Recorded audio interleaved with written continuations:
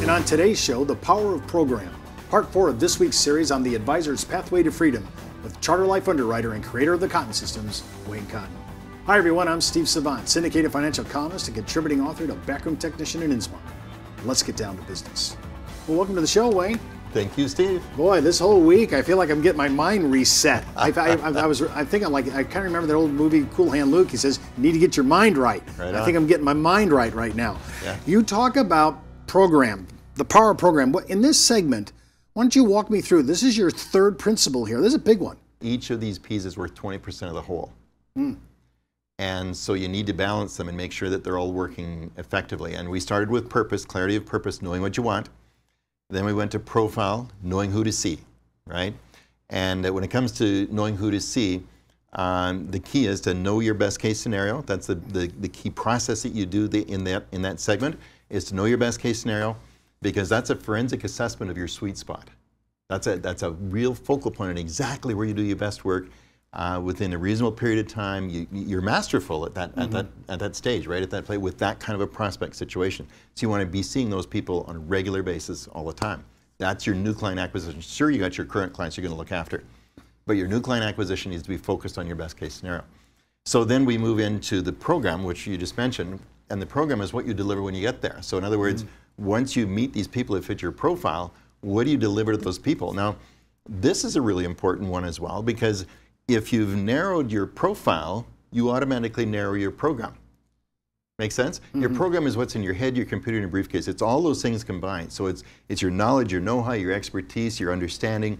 It's your empathy. It's your ability to communicate well with people. And so if you narrow it down to your best case scenario and you know exactly what you're looking for, then it falls in line that your program is the same. That makes sense? So you're doing the same things over and over and over again. Now, you're practicing the art of duplication. So when you're practicing the art of duplication, using the same concepts and the same computerization stuff, you're using the same power phrases, the same stories, the same examples, like you become really masterful at what you do.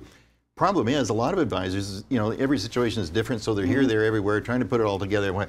And it's ineffective, it's inefficient. Most people are just not that extemporaneous. I mean, honestly, they need a track to run on. And once they figure out, if I'm hearing you correctly, this program, once I have it down, my examples are the same, the format is the same, my illustration format is the same. I'm using the same displays, the same, so I have it down cold. Yeah, absolutely. You become absolutely masterful at what you're doing. Your ratios go way up. Like in my situation, you know, just determining my closing ratios on various aspects, or my conversion ratios in various aspects of the process. If you got your program down and you're dealing with somebody to fit your profile, my goodness, you get so much better at what you're doing. So it's like me in the speaking years. I mean, I've done a lot of speaking, right? And I have no problem speaking. I mean, that took me years to get that down, but I did. Now, ask me to MC a wedding and watch me fall apart. And the same thing goes with an advisor. When you figure out your area of specialty, what you're really good at, and I'm not talking about a product specialty, I'm talking about a profile specialty. I'm not talking about somebody who wants to go sell long-term care or critical illness or whatever. I'm talking about your profile, because with your profile, your program is everything you deliver to the people that fit that profile. So it's all the things that person might need that you're going to look after. Okay, so it's a planning trail situation. It's not just a product sale or transactional sale. It's a planning trail situation. That's what you're looking for. So it's everything you deliver to that person, and that's where you need to become really masterful, explain it properly so people really understand. And once you do that, all of a sudden the business is so much easier. You can do a lot more business a lot easier than you could before, because you understand your program and you got it down really well. I think sometimes this kind of flies in the way of our traditional, we're doing a full-blown planning model. We do financial planning. It's where we have a big overarching canopy in the way we talk about it, how we talk to clients. Now we're talking about, wow, I'm actually managing my business to my client profile that I've discovered, which is in my wheelhouse where I want to play. Yeah. And I mean, you're saying this is where the production goes up. I keep thinking though, but everybody keeps telling us you need to be doing planning modules, and you need to be doing all these you know, retirement, estate planning, long-term care modules, things of that nature. You're right, but what I'm talking about is a planning package. Okay, that's different than a software program that does it all this stuff. And that's fine if that fits in with your planning package with the people that fit your profile. What I'm talking about is having total clarity about your message. Like once you've done your fact finding, you understand what the situation is, you know for sure it fits your profile. then what is your message to those people? You need to make sure that the message is clear before you get down to the model and the mechanics. So it's kind of the 3M philosophy. I did that for the last 25 years of my career. And it's an amazing way to do business because you're far more organized. And it's not that you don't do planning, you do. Like in the end, I was in retirement tax and estate planning, dealing with the 65 to 70-year-old crowd. That was my profile, with a number of other factors as well. But doing retirement tax and estate planning. Now, it didn't look like a package to them, but it was a planning package. We dissect the present negatives, magnify the present negatives, communicate the message, get down to the model that we use to help our clients resolve that kind of an issue, and then we do the mechanics. The mechanics is where you do all the detailed stuff, right? Business is far easier. Here's the other thing, which is going to lead into our next subject, which is the word process. And that is that once you've got all this organized, you can offload and download and delegate a lot of aspects of your process so you do what you do best.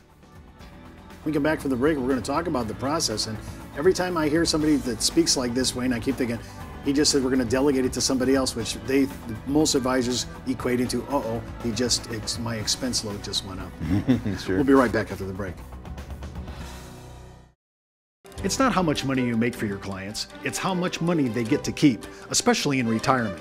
But retirement income could cause Social Security benefits to be taxed. One tax advantage alternative is life insurance designed as a non-modified endowment contract that can generate tax-free income without taxing Social Security benefits. These contracts offer differing funding options depending upon your client's risk tolerance. For more information on how life insurance can be part of your retirement planning, just email me at steve@downtobusiness.tv. Brought to you by Ash Brokerage, the practice enhancement company.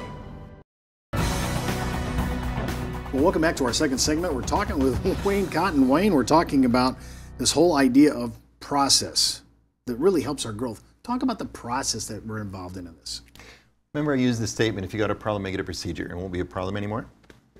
Well, it took me a while to get my head wrapped around that one, but Mike Lee Gerber talks about process in his books and so on, and I started to realize that I was just all over the map. I was everywhere. I was trying to be all things to all people, and I wasn't getting things accomplished, and I needed to accomplish a lot more, but I needed to do it in less time. I needed to look after my personal sanity and physical well-being, my relationships with the people I love, but I also needed to do a lot more business. So process is a big part of that. That word is absolutely huge. So there's many different processes in your business, and so it might be your marketing process, your client acquisition process, it might be your selling process, advice delivery process, it could be your computerization process and how you do all the mechanics that I talked about earlier. There can be many different processes in there. So the key is to figure out your processes from A to Z or A to Z, depending on which country you come from, right? You need to figure out what does that look like from one end to the other. And now sometimes you can buy a system that will handle steps 11 through 19. So all you need to do, somebody else spent millions of dollars developing that, so all you need to do is learn how to use it, right? Integrate it, align it with what you're doing. And so there'll be several things that you can just chunk into place, but there's still lots of other things. For example, let's say you got a problem with broken appointments. You're having too many broken appointments. And so when you're assessing your process and you're scanning it, you're looking for the soft spots, which by the way, you do every 90 days. Once you got your process put together, go run with it for 90 days. But you're constantly looking at the soft spots. So every 90 days, you want to remove those soft spots from your process, the things that aren't working as well as they could or should. You remove that, you put it under a magnifying glass, and you say, how can I convert this problem into a procedure? What can I do to make this work better? It might be something as simple as confirming appointments, where you put a little process in place that will resolve that issue, you put it back in the lineup, you run again for another 90 days. You might fix 3, 4, 5 of those every quarter. And so that's what you do with process. Wayne, I want to touch right on what you just said, too many broken appointments, and I want to manage this issue, but if you find a problem, like you said, you have to turn it into procedure. Do you think you have inherent gifting to turn a problem into procedure? Because I'm trying to think of my audience listening to us. Can I do that? I can identify. I'm a really good identifier on problems. Yeah. I don't know if I'm a very good person about making it a procedure. Yeah, and I think a lot of people don't, they don't think it through to get the process down. I'll give you another example. Dealing with the seniors crowd, and these people between the ages of 65 and 70 years old, and married, long-term marriages, adult kids, grandkids. Those are all a part of my profile. Lived in a certain area of our city, in excess of $500,000 of income-producing assets. If I went back in the field today, it might be $1.5 million or $5 million. I don't know. But a lot of things that relate to that profile. Well, here's what I found. I was having a major meeting with people, a strategy meeting. But sometimes people weren't totally with me in terms of what was going on, right? I mean, they knew what was going on, but they weren't accepting that they should actually do that. So we'd have this major strategy meeting, and I'd try and get agreement in principle and all the rest. And I get agreement in principle, but then they'd sleep on it, right? So I discovered that if I made a phone call the next morning at 9 a.m. and I said, "How did you sleep last night?" I get one of two responses. The one response is, "I slept great. How'd you sleep?" "Oh, I slept great too. I guess this must have been a good meeting we had yesterday." "Yeah, I really enjoyed that. It was great." Okay, I know everything's okay. But the other response is, "Oh man, I had a hard time going to sleep last night. I was wide awake at 4:30 this morning." And to which I respond and say, "Well, sounds to me like you might be concerned about some of these things we talked about yesterday." "Yes, as a matter of fact, I am." To which I would say, "Well, we don't want you to make any wrong decisions now, do we?" "Well, no, of course." "Then I tell you what, why don't you come on in again today? Let's sit down and review it, make sure everything is clear, because if it isn't the right thing to do, let's get it stopped right now," which is music to their ears. All right? We found that we could conserve a lot more business that might have been a little too fast, or we didn't clarify all the questions or whatever. We found that we could conserve that business by having that phone call the next morning. That's an example of a problem into a procedure. Well, and I think that's powerful, because actually they're saying I need to sleep on it, which is usually a delay tactic. Now it's turned into an actual reason to call for and say, "How did you sleep last night?" Absolutely. So I'm either experiencing insomnia, or I had a great comfort because you brought me some security that I was looking for. Right. Right. Much of this is not mathematics. Much of this is really just psychological welfare. It's fine tuning. Yeah. Well, when I'm thinking about when you're looking at this, I mean, I'm thinking about how people are like, I just need to get to thousands of prospects a year. I just need to be banging the phones, hitting the newspaper, doing all these things. And you're really brushing all that aside on the basis of profiling. To some degree. But after I learned about profiling, I went on into attraction marketing, which is doing everything in your power to make your phone ring, right?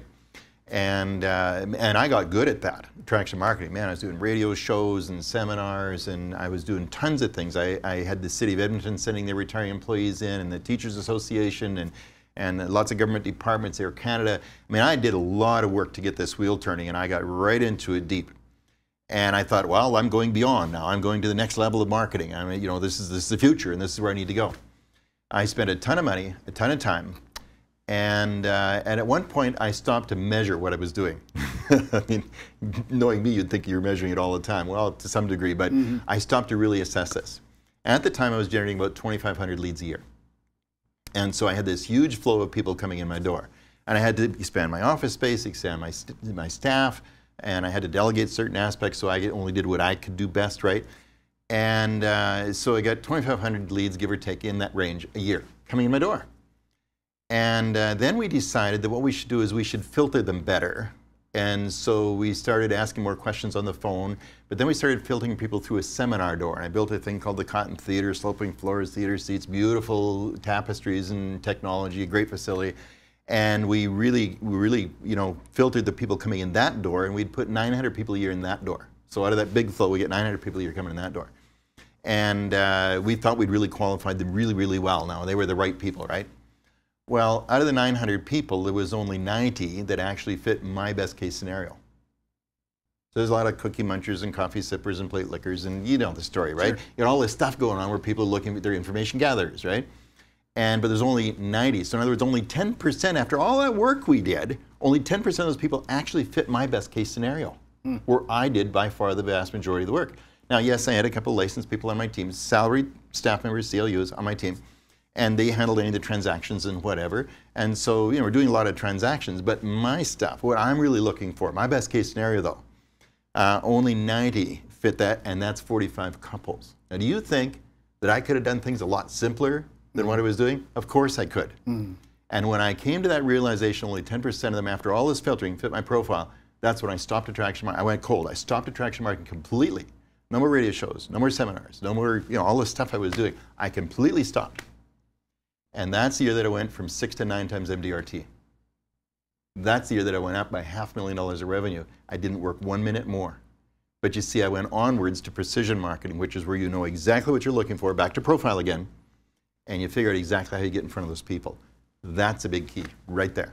Huge, because I see a lot of advisors spending a lot of time, effort, and money. Attraction marketing is cool, it's fun, all social media, all the internet, all the websites, all the stuff that we can do. Yeah, it's really cool. I got to do that too. Well, you got to go back and say, what do I really want? What I want is an adequate flow of the right people. That's what I'm looking for. I'm not looking for all these Janes and Joes and all these other people out there that are just looking for information. I'm looking for the right people for me. So that's when I got deep into attraction marketing. That's really what I teach today. I mean, I teach the differences between attraction marketing, desperation marketing, precision marketing, and so on. But that's where you know, the focal point is on precision marketing. And by the way, people that want to learn more about precision marketing, they can go to precisionmarketingapproach.com. precisionmarketingapproach.com, because I do a 5-hour workshop, online workshop, split into 2.5-hour segments. And there's no charge for it. Like, they can get a lot of information in there, but they'll also learn about the systems and processes we teach as well. So precisionmarketingapproach.com, and they'll learn about the differences, the pros and cons, why they work, why they don't work, and whatever. So that's perhaps something for your followers to learn about in there. Listen, that's all the time we have for today. Remember, before moving forward with any of the ideas on our show, always consult your tax advisor, legal counsel, or your broker-dealer compliance officer. Missed an episode? Just hop out to our video archives. And remember, you could be wiser as an educated advisor. I'm Steve Savant. We'll see you tomorrow.